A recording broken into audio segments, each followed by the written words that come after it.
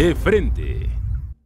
Qué gusto que nos acompaña a una emisión más de este programa de análisis y debate de frente. Saludo con muchísimo gusto a nuestro querido Adán Olvera. Él se encuentra en Mega Noticias Querétaro. Adán, ¿cómo estás? ¿Qué tal? Gusto saludarlos.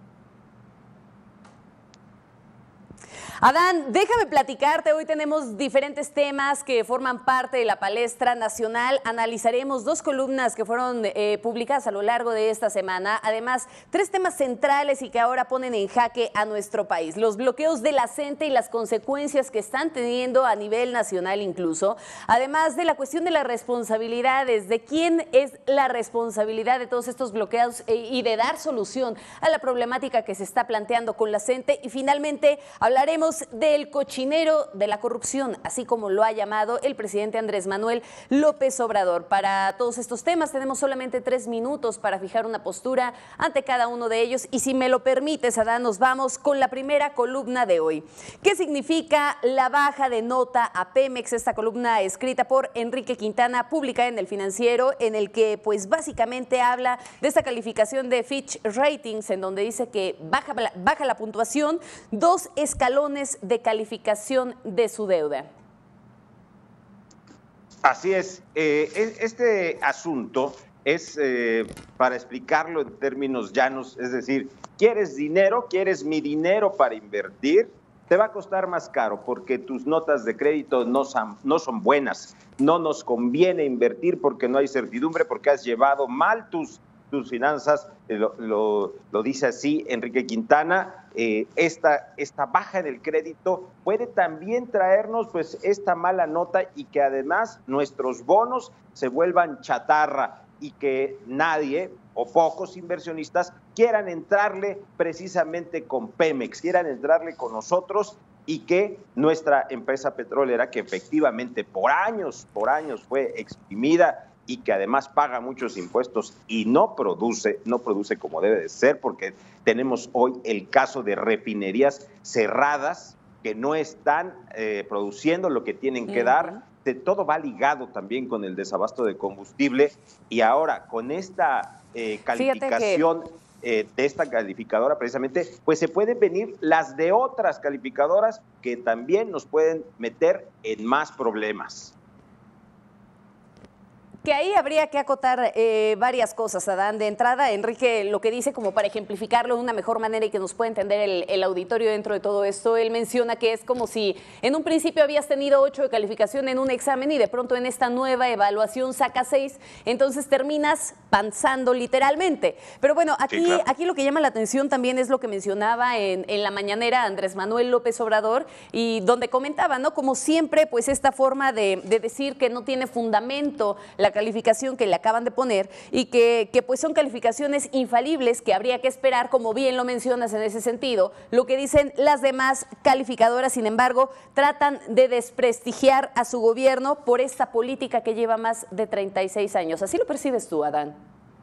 Sí, y lo dice también en la mañanera, dice que ve a Pemex mejor que nunca porque ya se acabó el saqueo y se acabó la corrupción. Volvemos a lo mismo, al discurso donde se dice que está mejor que en otros años y el problema es ese, vamos a esperar lo que digan las otras calificadoras y entonces sí sabremos si Pemex, nuestra empresa nacional, es digna de crédito o de una mejor calificación crediticia y que no panse. A mí me parece que el asunto de la corrupción, Adán, no se acaba de la noche a la mañana, eso habría que tomarlo en cuenta y además a esto habría que abonar que no nada más se trata de hablar de la lucha que se está llevando a cabo ahora al interior de Petróleos Mexicanos, sino también de esta nueva calificación o de esta inviabilidad que declaró el Instituto Mexicano de Petróleos a través de un informe en el que dice que la refinería de Dos Bocas pues prácticamente no es viable derivado del costo y de algunas otras cosas más.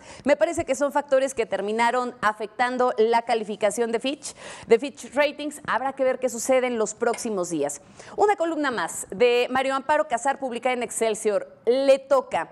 Habla de que hace una remembranza de que en el 2007 escribió sobre Shenli Yegong, ¿recuerdas, Adán? Y hablaba también de algunas otras situaciones de las instalaciones de Pemex y de la forma en la que se disputaban el mapa territorial, el crimen organizado. Sin embargo, la pregunta de todo esto es, ¿algo cambió o es como si estuviéramos en el mismo punto? Dice Mario Amparo Casar que sí, efectivamente, muchos problemas son heredados, son muchos años de corrupción, son muchos años de saqueos, son muchos años de malas administraciones, son muchos años de muchísimas cosas, pero quien tiene hoy la responsabilidad, quien tiene hoy la responsabilidad de gobernar, quien tiene la responsabilidad de castigar si se cometieron delitos, quien tiene la responsabilidad de castigar si se llevó una mala administración, es el presidente de los Estados Unidos mexicanos, Andrés Manuel López Obrador. Tiene la responsabilidad incluso con los maestros de la sección de la CENTE que están bloqueando las vías y que están causando este daño, lo dice Mario Amparo Casar. Son más de 100 vagones, son miles de millones de pesos los que se han perdido diariamente en los 16 días de bloqueo a las vías de la CENTE. Se ha roto la cadena productiva y de ensamblaje de vehículos, se ha dejado de recibir materiales para refinar combustibles. Son muchas cosas que hoy la responsabilidad, como dice Mario Amparo Casar en su columna, le toca a Andrés Manuel López Obrador. No podemos quedarnos en el que en el pasado se hicieron muchas cosas y que no se llevaron a cabo bien otras, pero tampoco hay castigo, tampoco quiere castigar esas situaciones y tampoco hay una solución que se vea de manera inmediata. Hay una repartición de culpas como normalmente lo veo. Le toca al gobierno del estado, le toca al gobierno federal. Silvano andaba en Europa y no arreglaba el problema. No se va a reprimir al pueblo, pero hoy tenemos una fiscalía autónoma que entonces tendría que actuar por un ataque a las vías generales de comunicación y esta fiscalía como que está esperando órdenes cuando ya no debería de ser así. Bueno, pero ahí podríamos entrar en algunos otros temas más de fondo, Adán. Lo cierto es que de pronto cuando hace toda esta remembranza de los males que aquejan a México y que dice que no es una problemática que haya surgido ahora en este sexenio, sino que se viene arrastrando de tiempo atrás, es como si de pronto tuvieras dos imágenes similares en las que tuvieras que encontrar las diferencias y a mí me parece que la verdadera diferencia no es tanto los puntos que diferencian entre una y otra, sino realmente las estrategias que se están implementando para poder acabar con estos males en donde sí recae la obligación y la responsabilidad en Andrés Manuel López Obrador. Efectivamente, las responsabilidades del presidente son justo, estamos por cumplir 60 días de administración, 60 días de administración y parece ya toda una eternidad, así lo veo. Fíjate que ahora que mencionabas toda esta síntesis que ejemplificaste muy bien de la cuestión de los trenes allá en Michoacán y demás, nos lleva a replantear pues cuál es el siguiente tema a tratar hoy en De Frente. Se trata de la CENTE. Ha sido realmente, ¿cómo decirlo, Adán? Una aliada incómoda en toda esta gestión y en toda esta forma en la que ha crecido Andrés Manuel López Obrador. Yo creo que sí, Magda, porque si nos remitimos al tiempo de campaña y al tiempo eterno del gobierno electo o del presidente electo, ahí se sentaron a dialogar, hubo una plática, hubo acuerdos donde la CENTE, Esteban Moctezuma, quien iba a ser secretario de Educación y el presidente electo, hicieron compromisos de que iba a desaparecer la reforma educativa, iba a desaparecer el Instituto Nacional de Evaluación Educativa y que con esto la CENTE se daba por bien servida, pero les advertía que si no se cumplían las demandas, además laborales y contractuales de esta organización, se iban a topar con un peligroso grupo de manifestantes. Así lo decían ellos, que les tenían que cumplir. Y ahora lo estamos viendo. Estos aliados en un principio, ahora tienen al gobierno federal y estatal en jaque provocando pérdidas económicas importantísimas, deteniendo actividad productiva, y eso que ya llegaron 1,000 millones de pesos, pero ahora resulta que se les debe más, y entonces, pues esta aliada, esta coordinadora, pues está tomando un papel... 1,500 millones de pesos diarios en pérdidas, Adán. Sí. Y se dicen que se les debe más. En pérdidas diarias. Digo, hay que poner los números para que realmente se pueda magnificar el problema, porque no se trata nada más de un berrinche por conseguir que les estén pagando el dinero que supuestamente les deben. Ahora, a mí me quedan muchas dudas respecto a todo esto, Adán. A ver, más allá de ser un tema pareciera que es una cuestión política y habría que ver ahí si es un tema de alianzas y a lo mejor lo que estén buscando es prepararse para la nueva presentación de la próxima reforma educativa ya propuesta por Andrés Manuel López Obrador, o si verdaderamente el trasfondo de todo esto pues es el pago del dinero que ellos están exigiendo, que no les pagó el Estado, porque el Estado tendría la obligación de haberles pagado, ¿no? Entonces, habría que ver en dónde quedó ese dinero, quién se lo quedó, por qué no se los pagaron, y yo creo que son muchas cosas más de fondo las que lleva esta problemática con la CENTE. Yo creo que encontraron ellos la forma de protestar y de ganar, y no la quieren dejar. Su origen es radical, su origen es de protesta, y no creo que ahora quieran ser aliados, porque está el CENTE, y el CENTE y la CENTE pues jamás van a congeniar, y todo parece indicar que el CENTE sí va de aliado con el presidente. ¿No es un tema de alianza con el presidente, es lo que me estás queriendo decir? Sí. Sí, es un tema de... Entonces, ¿es un tema sí político? Nada más digo para aclarar, ¿es un tema político o es un tema estructural? No, es un tema político, porque de estructura ya vimos que no tiene nada que ver ni la educación ni muchas otras cuestiones, un tema de política, creo yo. Bueno, sí, me queda claro que al pagar los salarios no vas a resolver la problemática, el gran problema educativo que se vive en estos estados como Michoacán o Oaxaca. Y eso entonces nos lleva al siguiente punto, de quién es la responsabilidad política de lo que está sucediendo. Vemos dos posturas diferentes, Adán, vemos la de Silvano Aureoles y vemos por otro lado la de Andrés Manuel, que dice Andrés Manuel, a ver, no es mi bronca porque tú eres el que dejaste de pagarles o es el Estado el que les debe el dinero. Sin embargo, los bloqueos están en las vías del tren que pertenecen a una jurisprudencia federal y entonces Silvano dice, no los puedo quitar yo, es tu tema. La responsabilidad yo creo que es compartida. Finalmente, el pueblo, ahora que está tan de moda hablar del pueblo, el pueblo lo único que ve es al gobierno.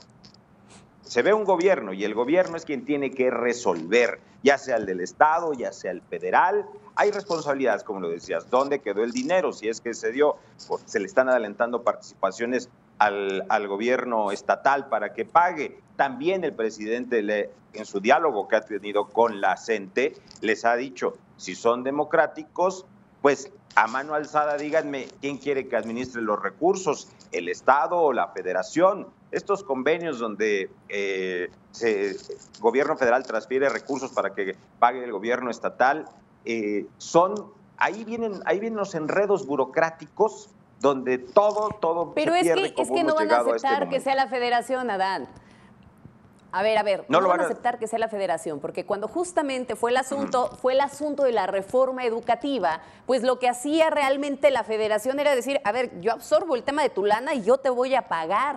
Entonces ahora lo que Andrés Manuel los está retando, pues es justamente eso. A ver, pues ¿quieres que se te acaben los problemas de pago? Te pago yo directamente como federación. Pero ¿tú crees que algún gobernador también va a permitir soltar el poder político que implica tener un sindicato de su lado? El frenarlo, el estarlo amordazando con esto, con el pago de sus cuotas. Ahí bien valdría ver entonces cuáles son las intenciones de Silvano, Ya los gobiernos estatales han perdido mucho, han perdido bastante con la figura de los superdelegados, con el manejo del recurso ahora en la Secretaría de Bienestar, el asunto clientelar, ya lo están perdiendo los gobernadores. Y perder, tienes razón, perder a los maestros sería perder aún más. Están también por perder los hilos en materia de seguridad, porque con la Guardia Nacional los militares podrían hacerse cargo también de la seguridad en los estados. Los gobernadores ya han estado perdiendo mucho y soltar estos recursos de educación pues sería ya un punto más. Yo creo que aquí lo importante es que la responsabilidad de resolver esto es compartida, porque no se puede seguir perdiendo estas cantidades de dinero y de productividad en el país. Ay, bueno, pero a ver, ¿cómo quieres que lo resuelvan rápidamente si el señor Aureoles andaba en Europa promoviendo allá en Madrid al estado de Michoacán? Digo, qué bueno que estén promoviendo el estado, pero podría haber mandado nada más la comitiva y él quedarse a atender los problemas que son de su estado, que tiene hecho un relajo, ¿no? Sin abasto de gasolina, con bloqueo de trenes, una situación que incluso, y tú lo vives en Querétaro, Adán, ya está afectando incluso a la industria en Querétaro, porque hay muchos materiales que se transportan en tren y que tienen que llegar a Querétaro. Así es, para las maquilas de autopartes aquí en Querétaro ya se ha afectado, efectivamente. Muchos de los problemas, Adán, que pues ahora ya hemos visto o hemos tratado de analizar rápidamente en este programa, derivan de una palabra que parece que corre como un cáncer por las venas de este país: la corrupción. Corrupción a la que incluso Andrés Manuel le ha llamado el cochinero por la forma en la que dejaron este país. Un país que, por cierto, pasó al número 138 de 180 países en este índice de transparencia internacional, y que nos lleva a poner nuevamente esta cara de vergüenza de que la corrupción pues parece que no va a salir nunca. Sí, es un tema vergonzoso. Estamos solamente por arriba de Nicaragua y de Guatemala, con todo respeto para estos países, como ahora se dice, con todo respeto lo digo. Estamos apenas por encima de ellos, que están en una situación de corrupción también muy lamentable. Pues México apenas por encima de ellos, seguimos cayendo en un asunto que parece, como lo diría el expresidente, que es una cuestión cultural, la corrupción, lamentablemente así es. Ahora resulta que hasta Odebrecht demanda a Pemex por incumplimiento de contratos. Ahora resulta que la empresa que es una marca como de corrupción a nivel mundial demanda a Pemex, donde aquí no ha habido resultados o no han encontrado nada de corrupción en el caso de esta empresa Odebrecht. La corrupción está metida lamentablemente en el sistema político, económico, empresarial de este país, me atrevo a decirlo. ¿Puede acabarse, Lo de ayer de los ductos, perfectamente un ducto alterno, mangueras en Azcapotzalco, que llegaba en una bodega, pues es el sinónimo más elocuente de corrupción. Yo creo que ahí sí se han anotado un punto el gobierno federal, al poner al descubierto esto, cómo hay tuberías alternas para que alguien se beneficie del combustible, pero no es nuevo, de la venta ilegal. Es un ejemplo clarísimo. A ver, Adán, el verdadero problema es que no es nuevo, y Ana Lilia Pérez lo decía en su libro El Cártel Negro. Es un Pemex que operaba de manera paralela en la clandestinidad desde hace mucho tiempo, y te estoy hablando de que este libro fue publicado en el 2011. O sea, el tema nada más es de que ahora se dice abiertamente y sin tantos tapujos, ¿no? A mí lo que verdaderamente me preocuparía dentro de toda esta situación de corrupción es lo que Andrés Manuel en su momento decía, de que no perseguirá a los corruptos, y esta serie de contradicciones que lo han llevado desde que era en un principio candidato, después candidato electo y ahora presidente. Ha tenido diversas versiones, pero no da una certeza de qué es lo que va a pasar con esas personas que verdaderamente saquearon al país. Sí, es ahí yo creo donde viene también el desencanto de muchos mexicanos de por qué no se va a castigar a los corruptos, por qué no se va a castigar la corrupción. ¿Qué nos impide hacerlo? ¿Hay un pacto o realmente es el asunto de que hay que olvidar el pasado, borrón y cuenta nueva? Si estamos descubriendo todas estas cuestiones de corrupción, si ahora las estamos viendo con nuestros propios ojos, ¿por qué no se van a castigar?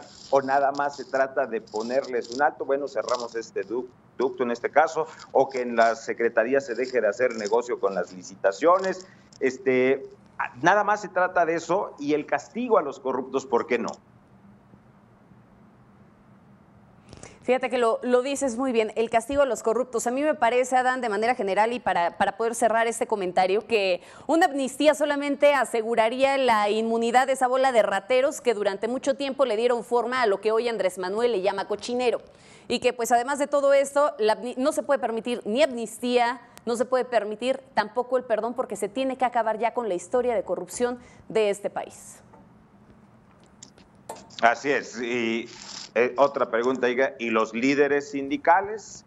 ¿Dónde está la responsabilidad de los líderes sindicales de muchos?